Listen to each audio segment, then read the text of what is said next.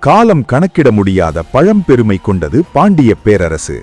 வைகை நதிக்கரையில் மீன்கொடி உயரப் பறக்க தமிழ் மண்ணின் அதிகாரம் மதுரையில் அரியணை ஏறியது. அரண்மனை தமிழை தெருத்தமிழாக்க முச்சங்கங்கள் கண்டார்கள்.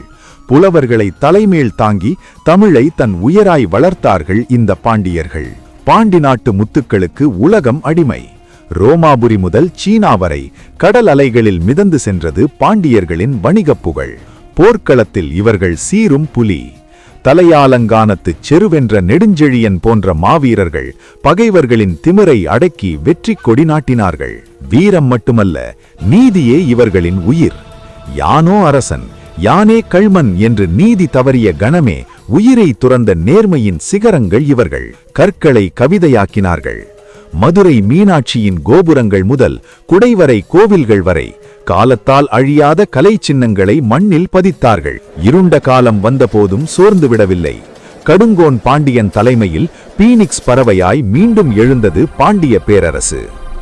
மாரவர்மன் முதல் சுந்தர பாண்டியன் வரை தென்னகம் முழுவதையும் ஒரு குடையின் கீழ் ஆண்டு உலக வரலாற்றில் பாண்டியர்களின் பொற்காலத்தை எழுதிச் சென்றார்கள்.